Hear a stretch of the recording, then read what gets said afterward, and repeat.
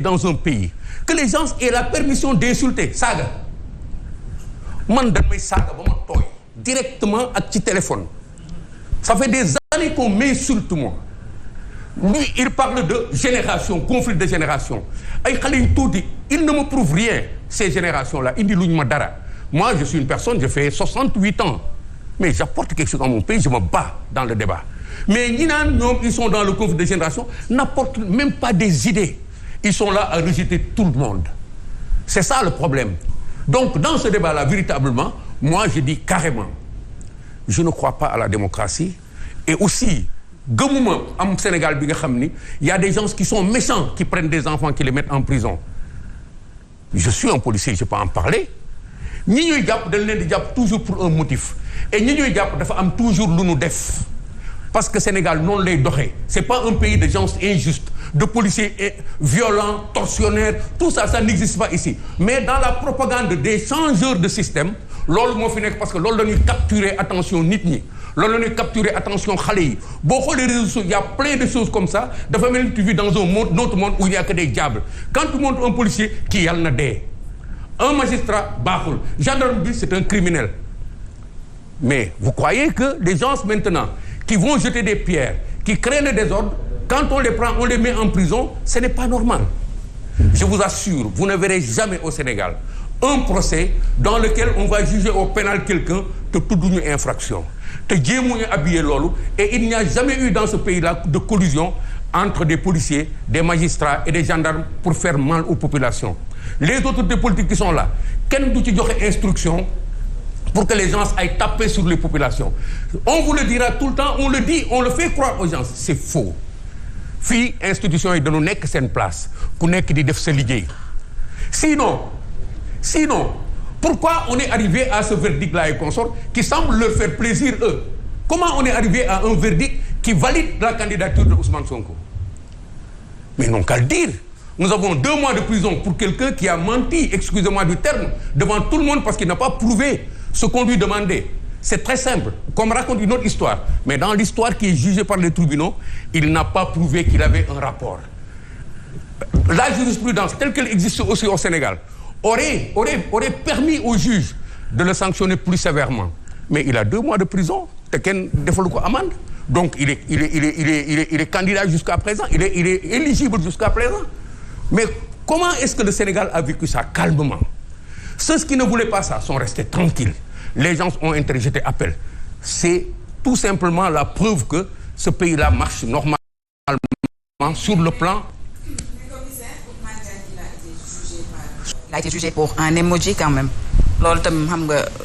je vous entends mal madame. ma ni Ousmane Diagne yaa ngi wax léegi ne comment on peut accepter dans un pays ay nit di saaga di def ay affaires te duñ leen juger waaye gis nañu aussi en parallèle xale boo xam ni ab emoji moo tax ñu juger ko. xale boo xam ni. emoji mooy expliquer baal leen ma ci technologie bi si. conflit de génération bi. emoji mooy nga def benn commentaire reetaan wala photo design. moo tax ñu juger ko moom. mais c'est un acte ça. def benn commentaire emoji acte. hein. emoji. Émoticône. je ne vous comprends pas. émoticône xam nga boo nekkee ci message yi. waaw xale yooyu ñuy yónnee souvent. waaw dessin yooyu je suis très vieux jeu je comprends rien de ça. waaw xale yi dañ koy yónnante xeetu kaf yooyu xale yi di sànneeku fii ñi di reetaan. oui nee na moom daf ci yónnee benn ci loolu lañ ko jugé wee. oui mais ça dépend de la signification de ça et de la conséquence de ça. bu reetaan bi la yónnee. soo jëlee par exemple l'énoncé ñu ni kii dafa def lii rek ñu def ko nii mais loolu lan la contenir ak ban dommage le causer on se met en bordure du fleuve su la neexee ndox mi du la laal mais su fekkee ni da nga xool ni dex gaa ngi nii te nga dugg ci biir mais ndox mi daf lay laal quelqu'un qui va dire quelque chose dañ naan lan la wax lan la def kan la tooñ. si dans ce qu'on lui reproche il y a que am na lu mu def li nga xam ni c'est répréhensible su fekkee ni tamit am na ku mu tooñ muy état bi wala muy nit mais on le condamne y a pas de règle lii rek la def amul ci droit. d'accord lii la def la ñuy wax. dëkk buy aspirer alors commissaire. nanguwoo yow démocratie loolu moom. nanguwuma nanguwuloo quand même le mot démocratie vous êtes antidémocrate. Excusez-moi, c'est une position de principe. Mais c'est des acquis. Alors aujourd'hui, le Sénégal a eu des acquis démocratiques. liggéey boo xamante ne dañu ko def ba yegg si fii même si nangu woo ko c'est-à-dire bu ñu jëlee exemple yi nga xam ne démocratie moom moo am ci dëkk yi amaana doo fa gis coup d'état doo fa gis lu bari loo xam ne mën na nasaxal réew. Est-ce que ne serait-ce que pour ça Sénégal warul fexe ba démocratie am gën a mën a ñoñ la liberté de manifester la liberté d'expression. Oui. dañ ko tënk ci biir démocratie aussi. Oui. Oui, mais attendez un peu. su ma leen waxee loolu c'est parce que moi je veux qu'on pose le débat autrement. Je veux qu'on revienne encore à nous repréciser quelles sont ces règles-là sacro-saintes qu'on respecte. Je veux bien un jeu clair avec ces règles de la démocratie. Mais pour mieux le discuter, je dis que je suis un antidémocrate. C'est ça le problème. Liberté yooyu nga wax, elles sont fondamentales. Il faut qu'on joue avec ça. Il faut qu'on travaille avec ça. L'injustice, c'est de l'injustice. Il ne faudrait pas qu'on l'admette. Mais quant à maintenant freiner le pays à un niveau de constat, boo xoolee débat bi fi mu toll, mais on dirait que li ñuy wax yëpp tey la.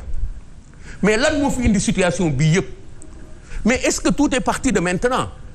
Est-ce que vous ne vous rappelez pas que depuis 2019, on est dans des situations touffues où les gens font coûte que coûte recours à la rue pour que dëkk bi tàkk? Au moins depuis 2019. Depuis l'affaire Petro-Tim, on ne fait que ça. Et maintenant, quand on en arrive à ce stade-là, on dit ñële la. Quels sont les gens qui ont créé des problèmes ici en 2021 pour qu'on en soit là? D'accord. Quand on est là aujourd'hui, on dit jàpp nañu xale yi. Depuis 2021, des gens s'activent pour que réew mi tàkk. Depuis 2021, au moins pour que réew mi tàkk. Ils ont fait du tout. Quand quelqu'un appelle à l'insurrection et il dit à des gens descendez dans la rue, tuez, frappez, faites ceci. Mais on oublie ça, on prend tout de suite. Aujourd'hui, li fi xew day ñu ni déedéet nii la fii la war a yem. Mais non, c'est pas possible. Est-ce que vous ne pensez pas que demain, comme Donald Trump est en train d'être jugé aujourd'hui aux États-Unis, on ne devrait pas juger Ousmane Sonko pour tous les morts qu'il y a ici, là et consorts. Mais non, non, non. Il est beau, c'est un grand musulman, dafa sell, dafa ceci, cela. Alors que c'est lui qui a appelé en public. Et pourquoi nga teg responsabilité bi ci Ousmane Sonko? Pourquoi? Pourquoi nga jël responsabilité de ces 14 morts nga teg ko ci Ousmane Sonko? Mais c'est parce que dans le processus, il y a que l'acte fondamental qui a déclenché les hostilités, moom la. Donc, ce n'est pas une responsabilité principale seulement, elle pourrait être une responsabilité accessoire. Pourquoi accessoire? Parce que moom moo déclenché phénomène bi. Ki nag dem rey yi maintenant, même si c'est un policier, on doit le condamner. Mais commissaire, loolu est-ce que war nañ toog rek? Est-ce que war nañ toog rek situer les responsabilités aussi légèrement, alors que au même moment, on sait que État du Sénégal tegoon na commission d'enquête pour justement leeral ces 14 morts et pourtant il y a eu rien derrière. Moi, je peux le comprendre, ma grande. L'État du Sénégal dafa ay responsabilités bokkul ak sunu responsabilité. En 2021, bi muy wax naan commission d'enquête, son rôle était double. Il lui fallait dire ça, mais il lui fallait rendre le pays tranquille. Il fallait que mu dox téyewaat. Alors que ñeneen ñu ngi xam pour réew mi tàkk, il faut que moom mu dox téyewaat réew mi pour jàmm amat fi. Loolu mënut ànd. Loolu mënut ànd. Kon da ngay dem ba téye nag léegi, et je vous assure, rien n'a été oublié. Mais la responsabilité première, monsieur Keïta, c'est quoi? Est-ce que du État pour éclairer Sénégalais yi ci li nga xam ne moom moo jëm ci kat. Non, au lieu de toog nii rek. C'est une responsabilité permanente. C'est pas une responsabilité première. C'est une responsabilité permanente que de devoir éclairer les Sénégalais. Mais toutes choses en son temps. Parce que tey li nekk ci penc mi lan la, il faut faire de sorte que la paix soit là. N'est-ce pas dañ koy wax fii léegi? L'apaisement. Vous avez toute la société civile qui dit non, non, non, nan waxtaan, nan ceci, cela. Ça veut dire que des gens se sont débrouillés pour créer l'instabilité ici. L'État doit tenir. D'accord. Mais si demain, l'État ne revient pas à rappeler que lii dafa war a leer, l'État aura tort. Quel que soit l'aboutissement, l'État devra nous ramener à situer les responsabilités par rapport à tous ces morts-là. La preuve, les gens sont allés chercher solution ailleurs. Et personne ne leur reproche. Les parents des 14 garçons qui sont décédés sont allés chercher solution ailleurs. Et personne ne leur reproche. Ils sont allés titiller les institutions internationales. Et personne ne leur reproche. L'État devra les suivre. C'est pourquoi je dis, li fi xew tey démb la woon. Il ne faut pas que tey ñu wut ay motifs pour évacuer loolu. Ba noppi nag léegi on fait le procès ailleurs. Le procès, quand on doit le faire, on doit dire diw moo def lii, diw moo def lii, diw moo def lii, diw moo def lii. pour yow au même moment Sénégal ñu bëri ñu ngi jàpp ne que en tout cas une partie de l'opposition ne que respecté wuñu seen ak seen yelleef lii de état de droit